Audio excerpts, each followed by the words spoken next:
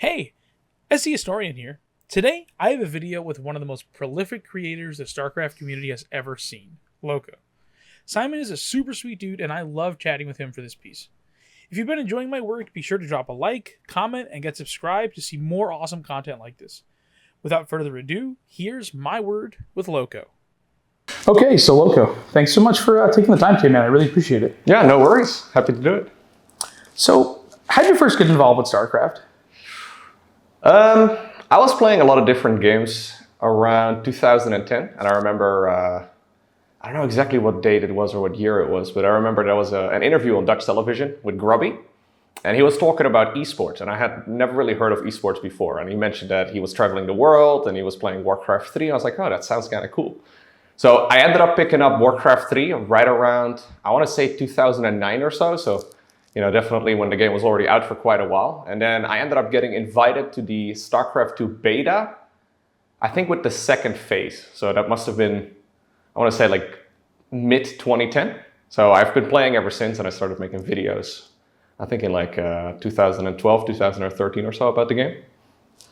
So I've heard like, you know, that sort of story about Grubby before. And, you know, what it made me think about was like, have you ever thought about like, that you've maybe played the same role for other people, that like they heard about esports or StarCraft through you and became inspired that way? I haven't heard too many stories like that where people are like, okay, I'm gonna go ahead and make videos as well because of it. But there have definitely been some people that are like, yeah, I guess I just gotta give it a try. I mean, if you go back right now to my first videos, they're very painful to watch because the accent is just rough and I use the same words over and over and over again. I just mispronounce words, and in general, I don't know, at least for me. Other people say it's not that bad, but at least for me, it's rough to watch. Yeah. So yeah, just doing it and hopefully getting better at it over time, I think is the right way to go. So I think a lot of people may have looked at some of the older videos and are like, you know what, I may as well give it a try myself too. Yeah. Have you ever had any like interaction with Grubby, like post becoming a creator yourself? Oh yeah, I've met Grubby plenty of times at this point. He's always been very nice.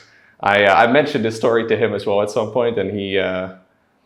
Yeah, I don't think he was necessarily too confused about it or whatever, but I don't think he quite realized how many people are probably influenced by that, you know? Because it's like he did this it's a Dutch talk show. It's no longer around, but it's called De Wereld Draait Door, and it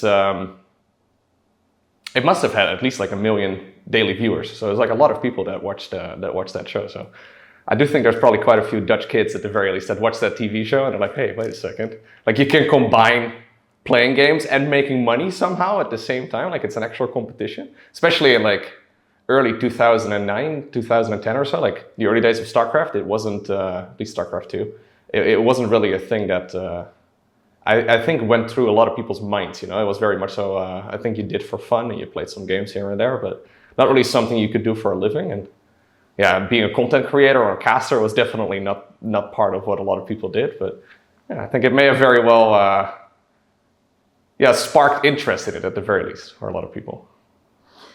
Why do you think countries like the Netherlands saw such early adoption for broadcasting, like esports and stuff like that, relative to other Western countries like Canada, United States, which took much longer? Yeah, I actually don't really know. So for StarCraft in particular, there's so many, right? Like I feel like half of the YouTube content, maybe even more than half of the YouTube content, is now by a bunch of Dutch guys. Yeah.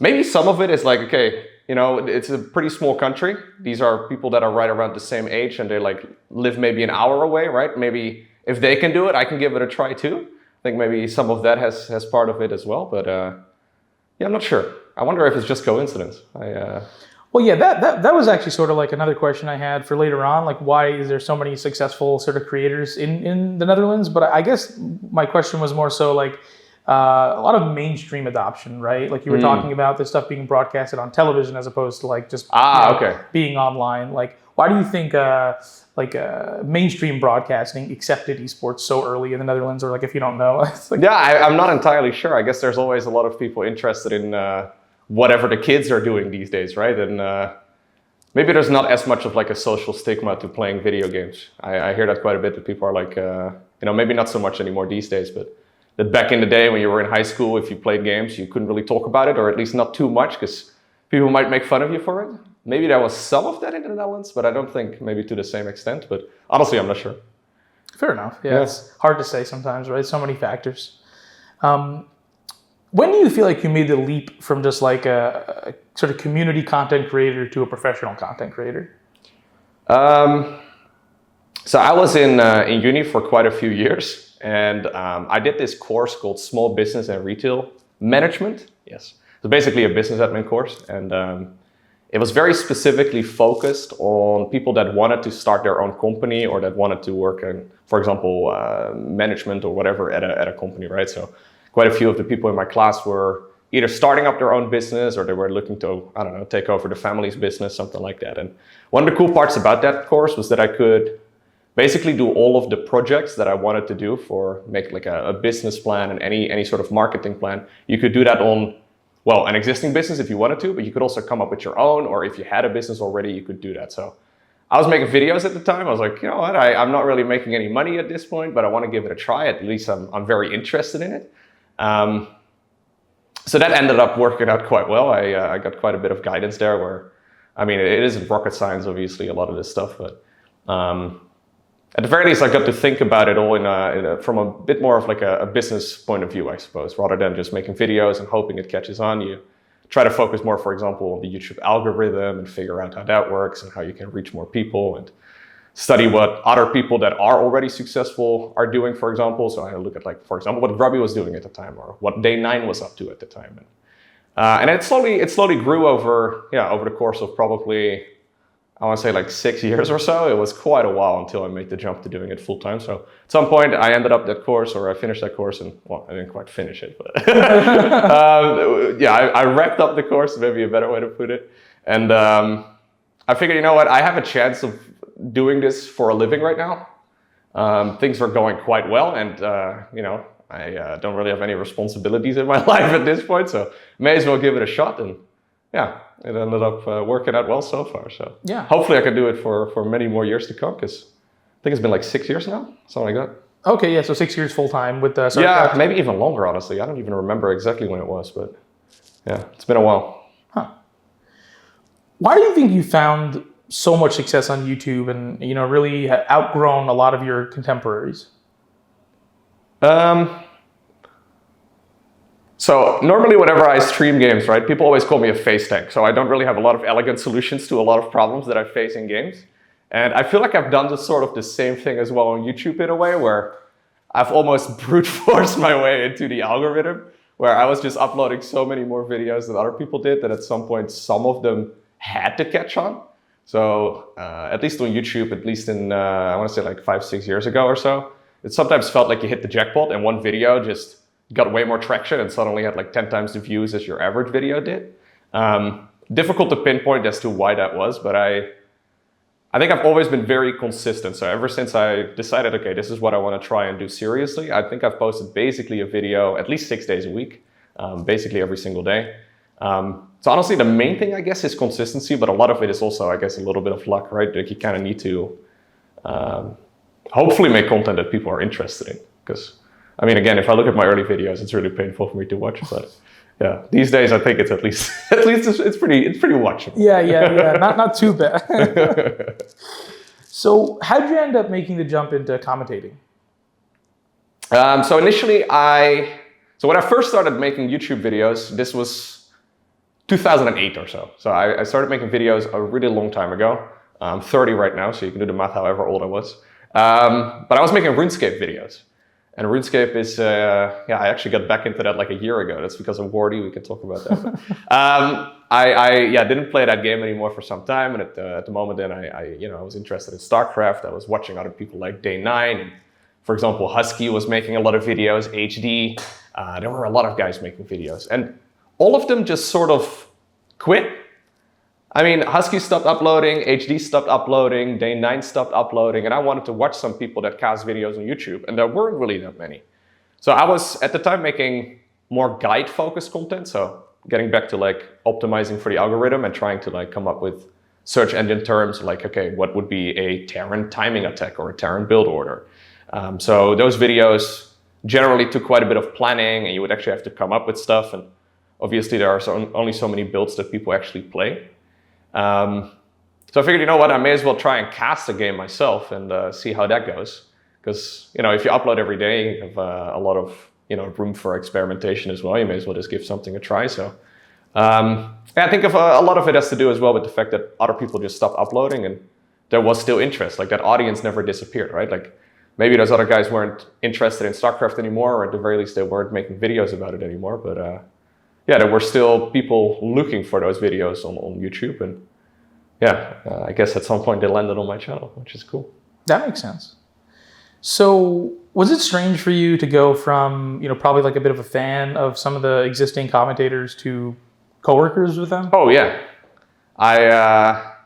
I've still had some fanboy moments, even just a couple of years ago, whereas some people like, for example, Day 9, I remember introducing myself to Day 9, and I usually am pretty cool, but I started like, fanboying maybe a little bit too hard. I was like, okay, maybe I should cool it a little bit, but he probably doesn't remember. But yeah, for a long time, I watched the game from a bit of a distance, I guess. And then, after playing it and watching it for like 6 years or 7 years or so, I started going to some tournaments as well. And, you've probably experienced maybe some of the same things too, where you've been watching the game for a long time, and then people are they actually exist. They're not just a head on the screen; they're actually a person. Yeah, for sure. For me, like it was really weird at first. I think what made it feel normal faster is that like the nature of the content is just like having conversations as opposed to just like just brushing shoulders at an event or something. Right. I think you feel more of that like. What is it called? Starstruck. But like by the time I started having these like long form conversations with like Zombie Grub and Pig and stuff like that, it desensitized me to it a little bit. I think I would feel the same way about Day 9 because he was like, really that person for me when I first started watching. And so, I haven't met him, but if I do, I'll probably have a similar experience to you. So what do you feel like you enjoy more? Do you enjoy like the produced content more or the casting, or is it about the same? I actually kind of like the fact that there's like so for the longest time I just made videos and I just did my live streams, and there wasn't really any opportunities outside of that. So these days there's, for example, events like the one we're on right now where people ask me to come and cast the event, and there have been more and more of those over the last few years. So I really enjoy doing those occasionally. I think if you were to do them like every other week, it would get pretty tiring. But there's not that many events for StarCraft right now. So you kind of meet the same people as well at a lot of events, not just the casters, but there's also a lot of fans that fly out to a lot of tournaments, and they just, pop up at most events. That's kind of cool to just see the same group of people. And as far as like a preference go, I think I'm personally a bit better at just making videos and just being consistent as far as that goes. But I really do enjoy tournaments as well, and just casting these. It's a lot of fun. Do you do your own editing still? So my main channel, I do mostly all my videos myself. I have a second channel where I post other games that I stream on Twitch. Those are edited by somebody else, but it's some of the main channel videos, like we did highlight videos for some time.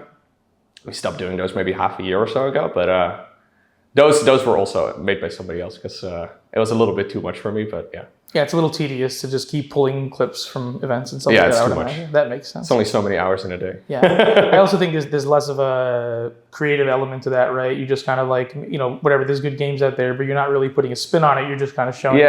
I don't necessarily enjoy editing that much, Like I enjoy making the content, but I don't necessarily enjoy making the thumbnail and the video description and the title and the edits and all that. I don't really enjoy that part as much. But it seems like you still do it a lot anyway. Yeah. Well, mostly because it's easy. Like it's faster and easier for me to actually do it myself than ship off all the files and then, have them come back a few days later or something like that. Because by the time I've uploaded all the files to be sent off, I probably could have, like the video edits are not super complex, right? For the StarCraft cast. So by the time that is done, it doesn't really make a lot of sense. Yeah, no, for sure. It's definitely some big files and, long videos and stuff. That makes sense. So what do you think you'd be doing if you didn't get involved with esports? That's a good question. I get that one every once in a while. So before I made the jump to doing this thing full time, I was making websites. So I used to do web design quite a bit. Maybe I'd still be doing that. I can imagine I'd probably be working for myself somehow, some way, because I've always really enjoyed that. But honestly, it's really hard to say. I don't know. Of course. Yeah, if this whole StarCraft thing doesn't work out, I'm not exactly sure what I'm going to be doing. But it seems like it's going okay. Yeah, it's going all right. So, do you think there is a correlation between the success of StarCraft esports and your content, or do you think it's kind of unrelated? I think there's more people that actually watch StarCraft than most like hardcore fans actually realize.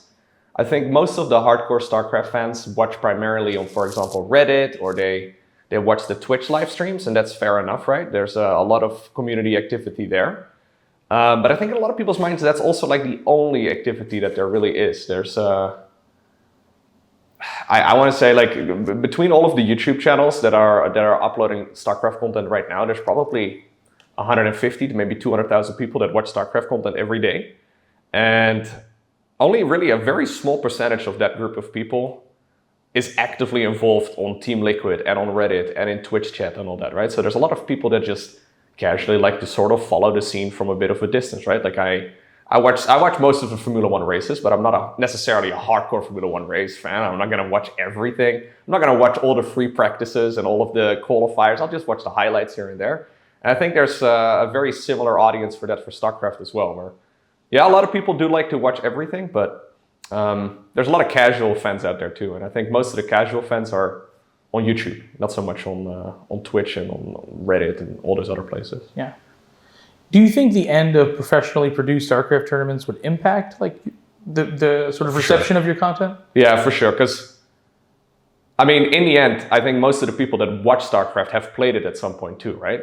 And I think StarCraft is in kind of a unique position compared to like other esports. Like, if you were to ask the average League of Legends esports viewer whether or not they played a game, they will probably say yes. I would say probably like 80% of the League of Legends fans or CSGO guys or whatever, they actually also play the game. But for StarCraft, it's actually a very small percentage of people. I want to say probably like maybe 15, 20% or so of StarCraft fans actually play the game. The vast majority of people that are watching this video probably too, have probably not played a game of 1v1 in 2023, right?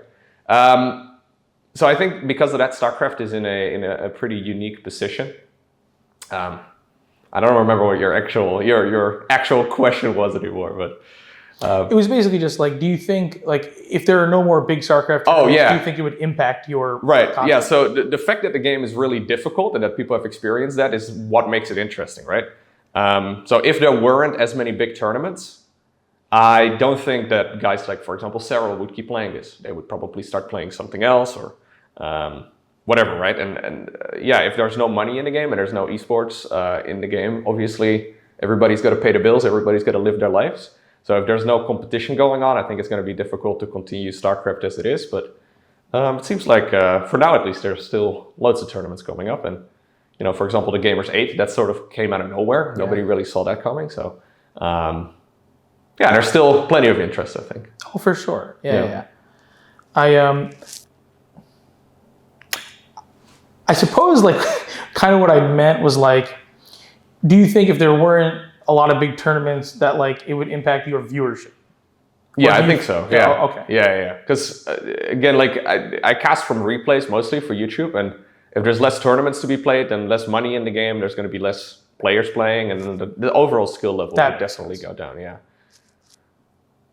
So, oh, well, I guess we already talked about that earlier. Yeah, because that was a question I had. I ramble a little bit, sorry. No, it's okay. Like, yeah, it's yeah, I think it's an interesting point though, right? So, like, from the Netherlands, you have like SE2HL, Rotterdam, yourself, Esports Storyteller now. I guess you kind of touched upon that already though, right? Like, is there any contact between all you guys, like, relatively, or? Yeah, we've tried starting it up a couple times. There are some Discord group chats that we've set up with all of the different YouTube people and stuff, but I think the last time anybody said anything there must have been maybe half a year ago. It doesn't really happen very often. I think in general, the StarCraft community though, as far as like the pro gamers, but also all of the content people go, like it's a pretty small community, and most people get along very well. At least, you know, the majority of guys that are still doing this have been doing it for years. So in general, it does feel like you can kind of reach out to anybody.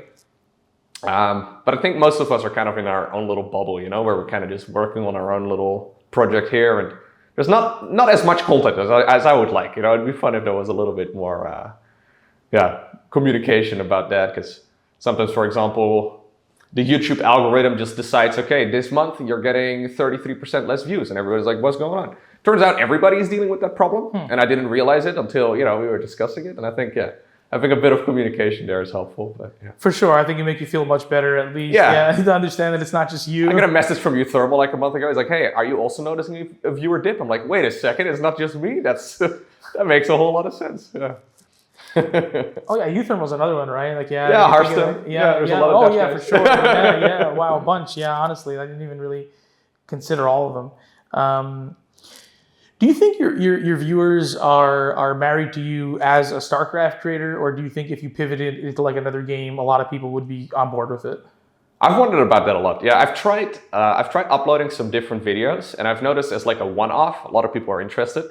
So say, for example, it's a StarCraft Brood War game, or for example, a Warcraft match, or Age of Empires, or something like that. As a one-off, I think a lot of people are like, ooh, that's kind of cool. But as far as like pivoting to another game goes, on YouTube, I think that's kind of difficult.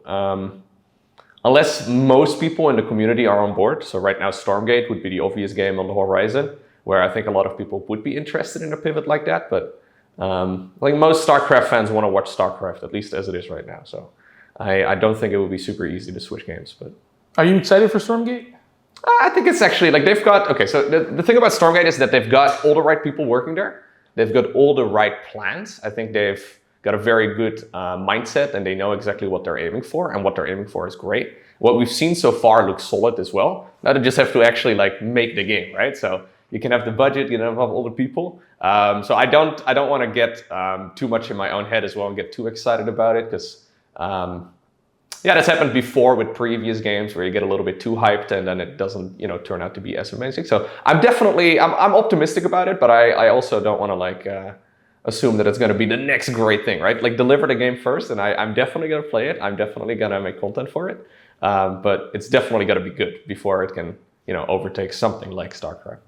What do you think they need to do to capture the like Blizzard style RTS audience? Yeah, it's difficult, right? So from what we've seen so far in the gameplay, I think they're actually well underway in that department. So far, so at least as of this video right now, we're only really seeing like the first 5 units for one of the factions. Yeah. So it's kind of like, a lot of people are very critical of what we've seen so far, but like, if you were to see the very first StarCraft 2 alpha gameplay and it's only, Marines and siege tanks and maybe a Reaper, and you'd be like, okay, how is this supposed to be any good? I don't think a lot of people would be very excited about it. I honestly think a lot of the reaction so far to StormGate would be a similar reaction if Blizzard were to announce gameplay for like a Warcraft 4 or a StarCraft 3. I feel like a lot of people would have the same response. So I'm not exactly sure what they can do to capture the spirit of StarCraft 2 and Warcraft 3, but I think they're well underway so far. Yeah. Yeah, it's funny. I totally agree with like what you're saying, because like if you look at like the alpha like art and stuff like that for StarCraft 2, oh yeah, no, it looks horrible. Yeah, no, it doesn't look. And the game ended up obviously looking and being a great game. And but so even like 2010 StarCraft was like mediocre at best. Yeah. I mean, in terms of gameplay, a lot of people just sat back for 20 minutes and then they clashed in armies once, and it was like, okay, or on the flip side, it was like, is he going to wall off? He didn't wall off. He lost the game. There were a lot of very shaky matches. Yeah, even like high level GSL and stuff like that. Yeah, it was like whether or not they're going to get a force field off. If they nail the force field. Like there's nothing going on. There's one ramp. There's one sentry, and for some reason you still missed the force field. Like that doesn't even happen anymore in Platinum League these days, right? Like people in Platinum would probably win the first GSL. The skill level has gone up a little bit. Yeah, just a bit. But yeah, I mean, you already kind of answered my final question. So you do see yourself working on StormGate? I definitely do plan on making content for it. I think they need a really good start. I think that's where a lot of like indie games these days kind of, and even like AAA games too, they kind of fall short a little bit, where a lot of gamers are willing to give it a try, but they're not really necessarily willing to give it a second try. So for example, a lot of games did get improved over the course of several years, right? Like the game did get better. But for StormGate, I really think they almost need to hit it out of the park the very first time around, and that's going to be really tricky. For sure. So I hope they can really deliver on all of the work that they have set out for themselves. I really hope it's going to be great. Yeah, but I definitely plan on making videos for it as soon as it comes out. I made a few videos for it so far. It seems like a lot of people are interested. Yeah. So I think a lot of people are, ready for a new game, but Age of Empires 4 didn't really quite turn out to be that way. It's a little bit too different, and kind of in general, slow-paced. yeah, there's not really a Blizzard-like RTS, right? So yeah, fingers crossed. Yeah, we'll see. Fair enough. But yeah, that's about all I had prepared for you. So any closing words? No, thank you very much for having me do the interview, and good luck with your channel as well. I've been watching some of them. It's really cool to have this type of content because we don't really have it in the StarCraft community. Yeah, I mean, that's kind of why I did it, right? Like, I think it just sounds like a line, like I put on some of my social media, like I'm just a StarCraft nerd making the kind of content that, like, I wanted to watch, Right. Like, because when you turn back the clock to, like, 2010 to, like, 2013, 14, you had content like this from, like, TL, like, official creators and stuff like that, and a bunch of other independent people. And it was cool, It's fun to get, like, a meta-analysis on the scene from people as opposed to just seeing them on screen or in their own produced content. So I do enjoy doing this, and I'm happy there's been a pretty positive reception. Yeah, no, I've been enjoying them, so thank you. Thanks so much. But yeah, that's about it. Thank you for your time. No worries. Thanks so much for watching. Get subscribed to hear more conversations with me and some of the most important voices in RTS history.